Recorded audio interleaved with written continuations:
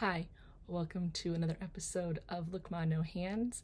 This will be the final episode for 2025 and season 2. If this is your first time here, welcome in. I'm glad you decided to click on this video, and if you enjoy the content, please consider subscribing to help boost my numbers and get me further into that algorithm. And for the returning viewers, thank you for coming back time and again. I'm so glad to see you here, or for you to see me here, I guess. Yeah, I've been really enjoying this past year, so thanks for coming in. And if you enjoy the video, please don't forget to click the like button. And let's hit the ground running. As you can see in the background,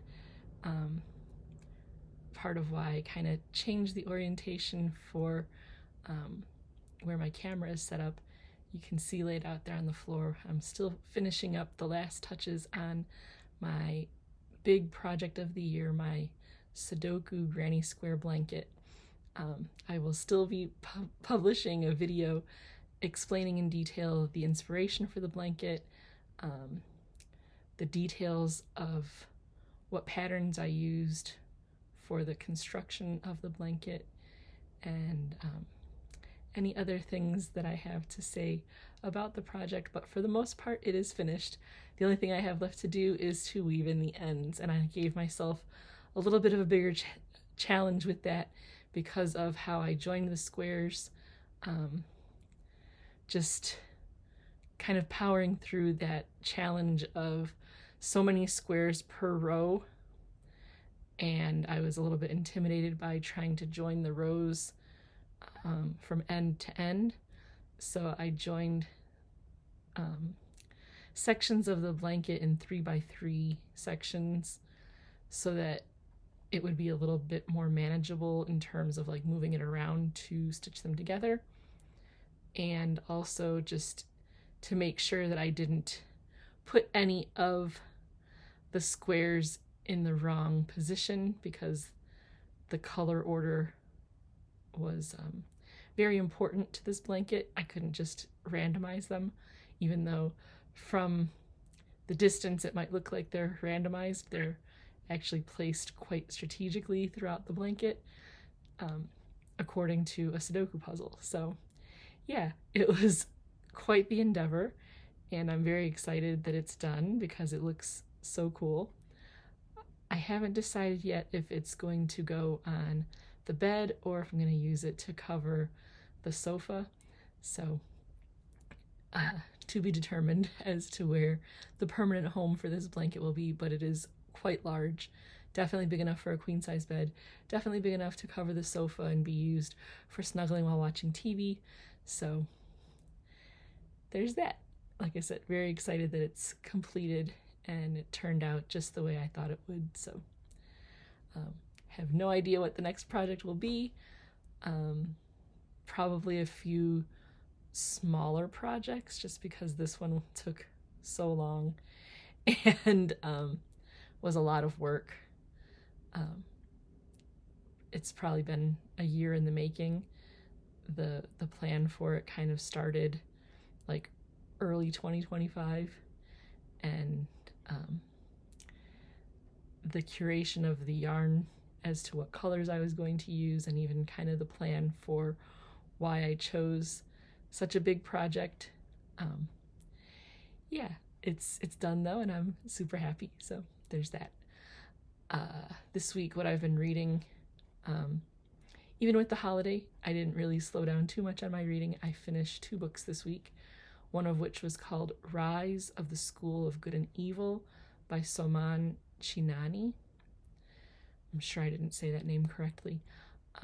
It's kind of a fantasy novel for like middle grade readers, maybe like middle school, like junior high, 6th, 7th, 8th grade. The premise of this story is that there are twin brothers that are tasked with being like the leaders of a school for students that are separated into 2 classes. one being a class of good students, one a class of bad students. And by good and bad, it's basically like the fairy tale concept of good and bad, or good and evil. You have like the students that are kind of like the princes and princesses, and then you have the students who are kind of like the villains. There are references to characters that we're familiar with in terms of Captain Hook and Peter Pan. There are a few characters, Aladdin is in there, a few other characters that don't hold traditional fairy tale names. So those obviously are like characters that have come in specific to this particular story.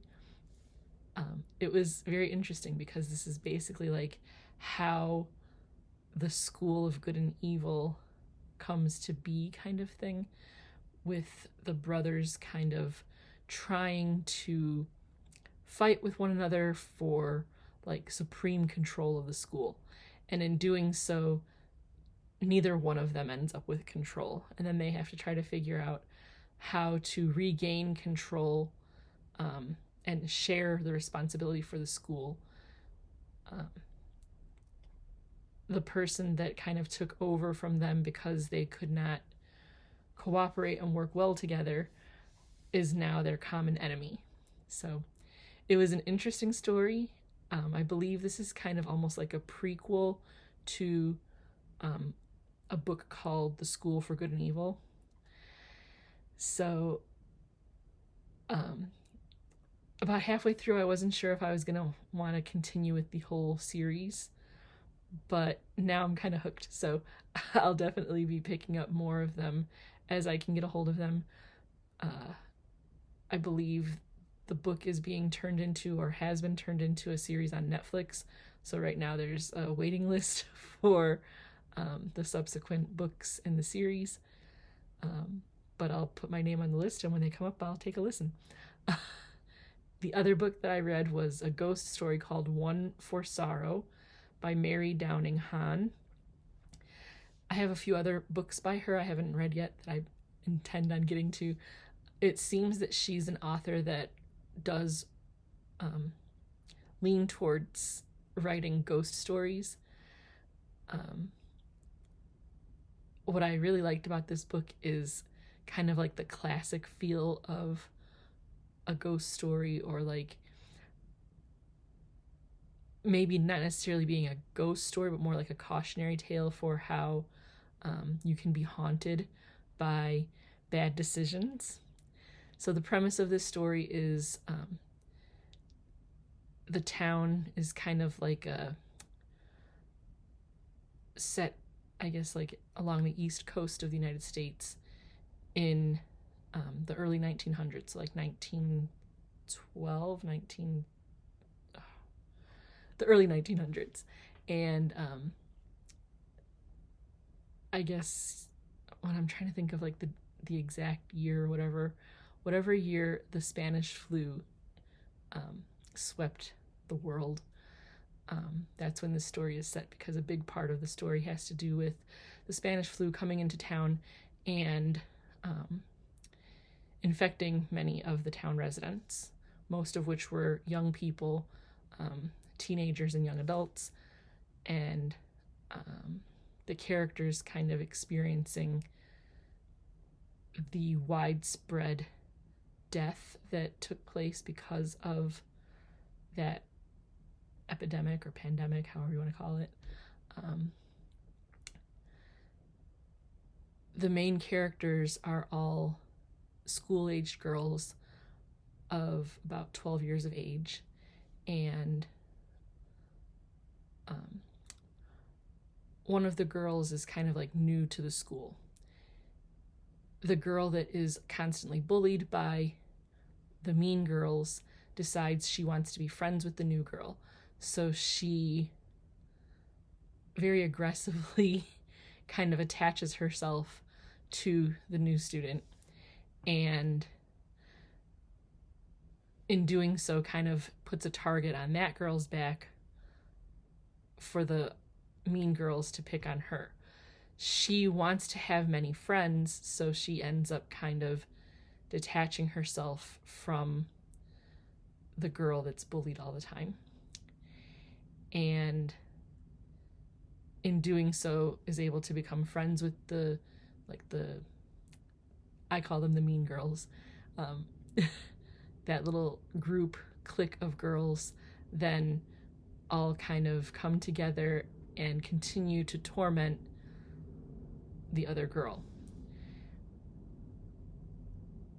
She ends up contracting the flu, dying from it, and this is where the ghost part of the story comes in, because the new girl to school feels guilty for being unkind and tormenting that girl. And so my interpretation of the ghost is not necessarily that she's a ghost, but more the young girl's conscience kind of haunting her and reminding her of how awful she was. She ends up hospitalized because of the behaviors that she displays from her guilt. She becomes very erratic, and her parents don't know how to deal with her. So, as is a lot of what happened in those times, someone who has kind of a mental breakdown ends up institutionalized. Eventually, her parents do bring her home, and things kind of settle down for her. The story was very well written. A lot of the description that was in the story of like the different scenes that take place were very clear. I could just very well see the scenes in my mind, in my imagination. It would be a lot of fun, like I said, to read this with a class of students and kind of talk to them about like what they see when they're reading the book or when they're listening to the book.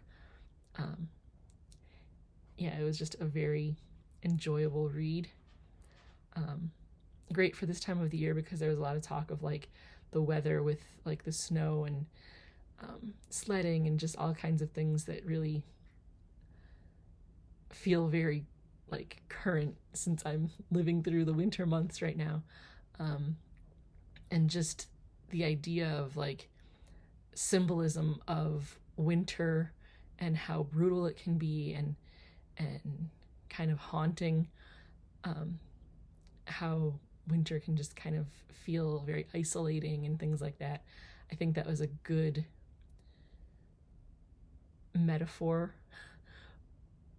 for the emotional like turmoil and things like that were happening in the story.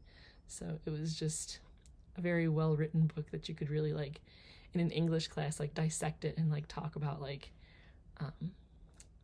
just like literary elements that authors use, the things that as students we hated doing, but now as a teacher I can look into it and be like, oh yeah, that would be a great time to talk about, you know, metaphor, or talk about symbolism and things like that. So even though I'm not teaching anymore, I still, when I read books for young people, my brain automatically just goes into that mode of trying to think of how to use this book to talk about writing and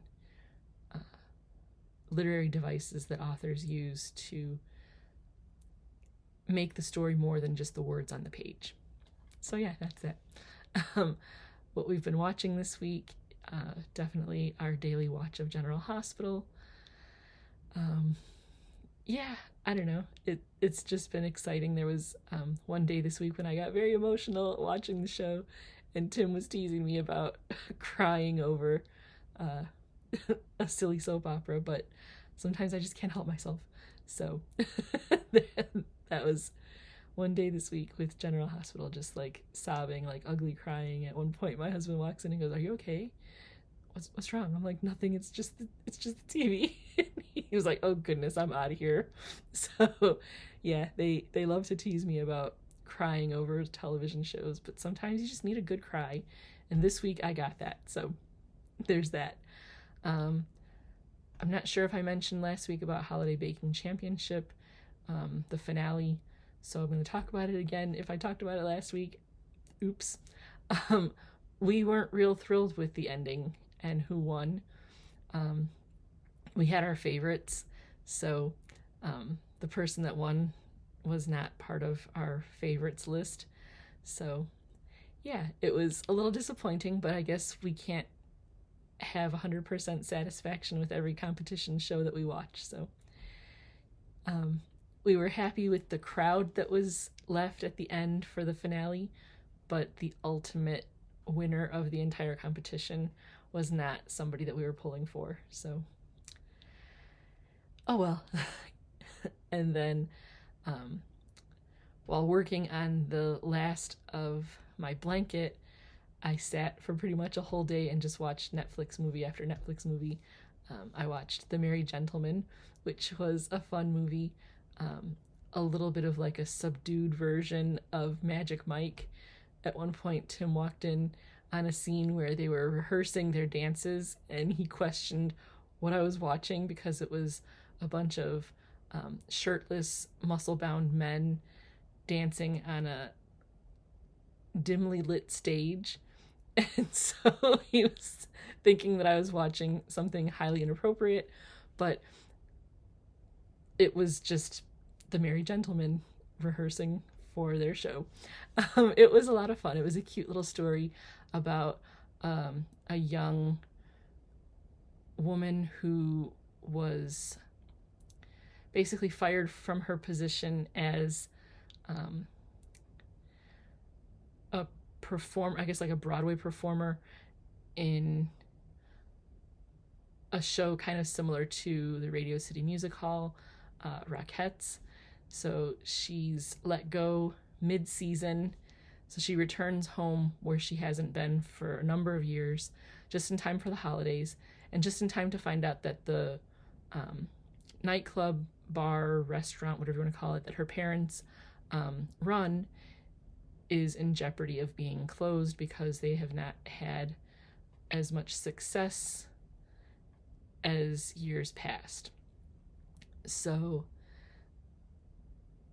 the young woman decides she needs to do everything in her power to raise the money that she needs to pay the back rent and make all of the repairs on the establishment so that her parents can continue to run their business.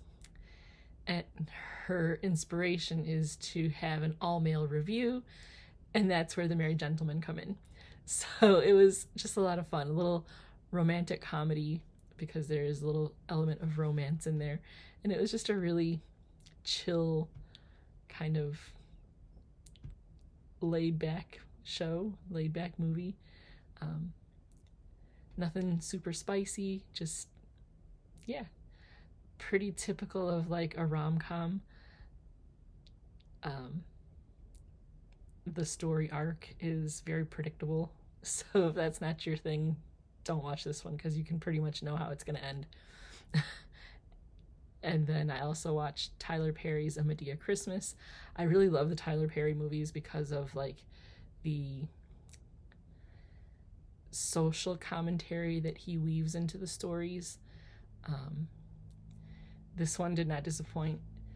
It was, the main theme was just like families accepting their adult children's choices, and sometimes who we choose as our romantic partners may not be who our parents would choose for us, but our parents need to just kind of accept it, and as long as we're happy and healthy and safe, that should be the basis of the decision. It shouldn't be based on, culture or race or anything like that. Like, we should just be allowed to love who we love, the end.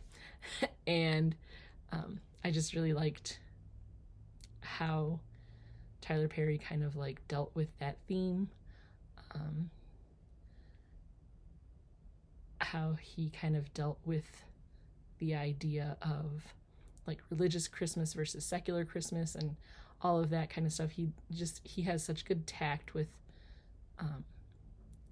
addressing these issues that come up in modern society that I really appreciate his take on things. So it was a very good movie in my opinion. I mean, either you love her or you hate her when it comes to Madea, but I really enjoyed that one.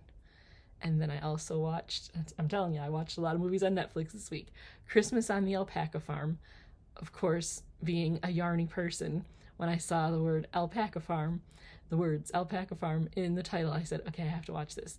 This one actually is on Netflix right now, but it comes from Lifetime. Again, another romantic comedy. So you can pretty much predict the story arc here. But the premise of the story is there's a knitwear designer who is working for a rather large fashion house, and they decide that they don't want to use her designs anymore because of her feelings of where to source the fiber from. She's very passionate about wanting to use 100% natural fibers sourced from a sustainable farm, blah, blah, blah. So she's excited about trying to get all of her materials from this one particular farm that she's familiar with. She also wants to use that particular farm because it would mean kind of supporting a smaller business, a smaller farm, and possibly helping them grow their business. So when her boss basically says, we don't want to use your designs because we don't want to use that particular kind of fiber, she says, well, if that's how you feel, then I guess we're done. And I guess she's the one that kind of ends her relationship with that fashion house. In the meantime, she makes a little bit of a social faux pas in talking with the owner of the farm without realizing that he's the owner of the farm. And she's kind of talking about him and his farm in a way that makes her sound a little bit snobby and a little bit like holier than thou. And so when she realizes who he is, she's like, oh, what did I just say? What did I just do? I totally put my foot in my mouth. But then she decides that she wants to continue to try and grow her brand alongside his. So she hunts him down and finds out that his farm is in financial trouble.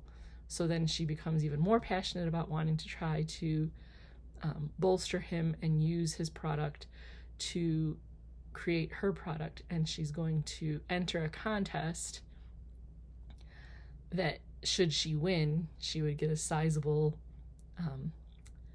monetary prize, and also have an opportunity to create an entire line of sweaters for the holiday season, which then would mean having to source a lot of fiber from the alpaca farmer to make said sweaters. As you can probably imagine, she and the farmer have a little romantic twist to all of the storyline that complicates things, and there's like the ebb and flow of like, she promises him things and then she can't deliver on the promise. He gets mad at her, she's disappointed, yada yada. And the whole, like I said, predictable story arc of a romantic comedy. He has a young daughter that plays a big part in the story. Yeah, it's just a lot of fun there. Like I said, the ebb and flow of the business end of things was interesting. Although, like I said, very predictable. But it was just a fun, lighthearted type of thing, which is totally my jam. So I enjoyed that one. And then the last movie that I watched this week is called La Dolce Villa, which again is on Netflix. It stars Scott Foley as the dad of a young woman who acquires an Italian villa in one of those situations where she pays like €1 for it, and then she has the villa, but when she finds out what the property is, it's kind of in ruin. There's a lot of work that needs to be put into it, so though she only paid €1 for it, she's now spending thousands and thousands of dollars, or euros, I guess, to improve the villa and make it livable.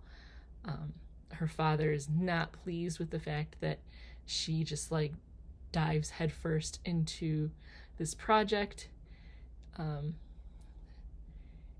But then he does everything he can to kind of like dig her out from under it, and in the process of doing so becomes passionate about her project too. At first she was like, can you just go home? And then she's like, thanks for stepping in and helping me. And then she's like, okay, now go home. And in the meantime, again, a romantic comedy, he kind of slowly develops a relationship with the town mayor. She's the person that kind of got the daughter involved in this €1 villa scheme, as the dad calls. He's like, oh, it's like a pyramid scheme. And he's just not really thrilled with how all of it went down. And he kind of doesn't really see it coming, although all of us as viewers see it coming, with the romance element of the town mayor becoming his romantic partner. Again, a very lighthearted kind of show, kind of movie. There is a little bit of meat to the story when it comes to the father and daughter relationship and how they deal with their grief with the passing of his wife and her mother. And they realize that a lot of the tension in their relationship stems from their grieving processes not being the same. So that was interesting to kind of watch how that storyline developed and things like that. It was a fun little movie. If you're into, just relaxing with a nice little romantic comedy, definitely give this one a watch. It was easy to follow, fun to just kind of like kick back and relax. It was easy to watch while I'm working on my crochet project. There is a little bit of Italian spoken throughout the film, so you do have to be prepared to read subtitles at times. So there were times that I had to look up from what I was working on so I could understand what was going on, because of the fact that some scenes were entirely in Italian. Motivation for me to learn another language. But yeah, it was just a fun little film. So even though this week the holiday took place and maybe would have had a little bit less time for reading and watching, I got in a good deal of movies this week. For Christmas, we celebrated Christmas Eve having dinner here at my house. My husband and I worked together to make dinner. My mom came over and helped out with a lot of like the layout of food and food prep and things like that. And then my brothers with their significant others were here, Dad.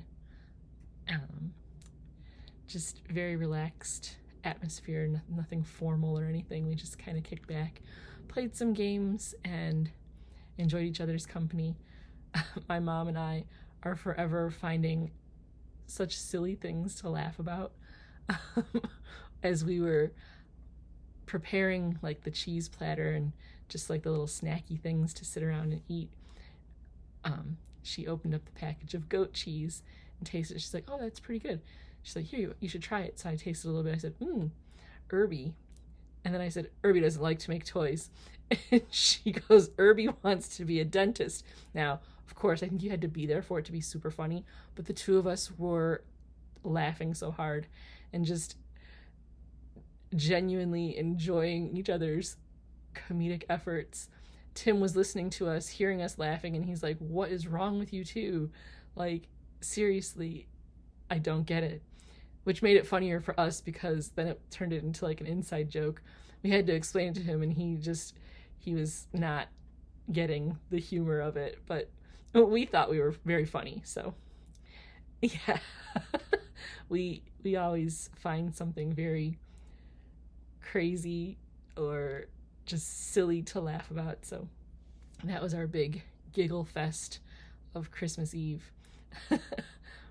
We definitely enjoy each other's company. So yeah, that was this week in a nutshell. The final episode of this season. Hopefully you guys have enjoyed the progression of these episodes. Definitely my first episode was not stellar. I've learned a few things in editing for making things better when it comes to like audio and just putting together video clips. I've definitely gotten more comfortable talking to the camera. It always feels a little strange to talk to the camera and not like a human person. So I'm still working a little bit with that, but hopefully things will continue to improve with each episode. So thank you for following along with me this year, and I look forward to continuing to grow with all of you for next year.